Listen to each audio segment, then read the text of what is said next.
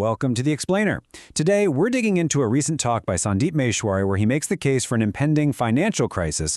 But more than that, we're going to unpack his very unconventional investment thesis that comes out of it.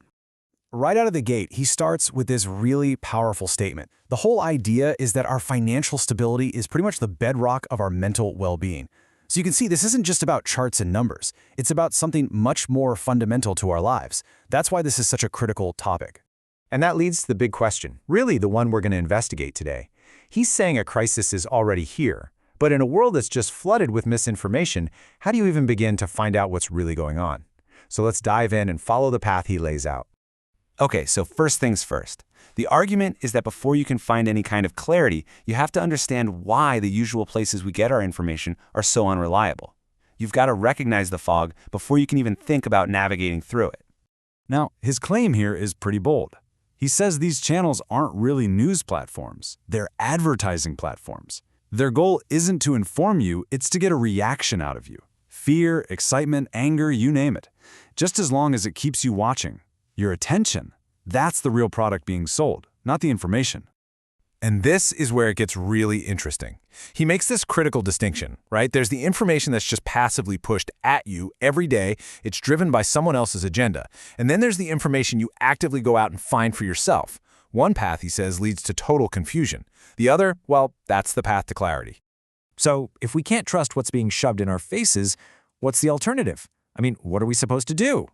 Well, he doesn't just point out the problem. He actually proposes a clear, step-by-step method for doing your own research.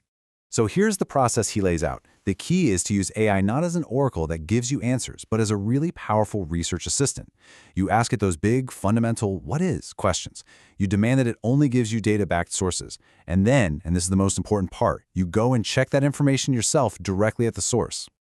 All right, so let's actually put this method into action. Using his own process, the very first fundamental question he tackles is one we almost never think about. What even is money? What is it really? And what he argues is that our modern currency, the cash in our wallets, it's fantastic as a medium of exchange. It makes buying stuff super easy, but it has completely failed as a store of value. He says that if you don't get the difference between those two things, you'll never see the cracks that are forming in the system. And that brings us to this really crucial concept, the inflation tax. Think about it. When governments print more and more money, the value of every single dollar or rupee you've worked hard to save, it just goes down. It's like this invisible tax that's constantly eating away at your wealth, and he argues it hits the bottom 90% of people the absolute hardest. And to back this all up, he points to history. The big turning point was 1971, when the US dollar was taken off the gold standard. Since then, pretty much all global currencies have been fiat, backed by nothing but faith. And his argument is simple. History shows us this kind of system is fundamentally unstable, and we are getting very close to its breaking point. So this entire journey, from cutting through all of the misinformation to questioning the very nature of money, it all leads him to one very specific and, honestly, for a lot of people, a pretty surprising conclusion about one particular asset. And this table, this basically illustrates the core of his whole thesis. Gold, he says, is valued mostly as a belief system. It's been money for thousands of years. But silver's story is changing dramatically. It's no longer just a precious metal, it's becoming a non-negotiable critical mineral for all of modern industry.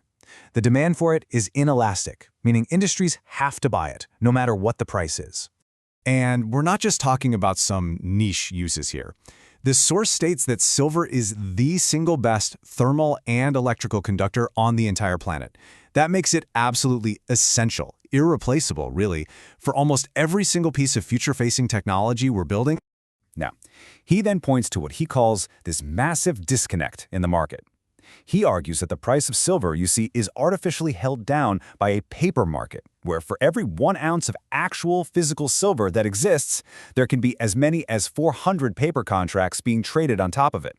5 years. That's how many years in a row the world has been in a physical silver deficit. What does that mean? It means we're using up way more physical silver in our industries than we are mining and recycling combined. That global stockpile, it's shrinking year after year after year. And here's the thing. He highlights that while most of us aren't paying attention, governments and huge industries are already making their moves.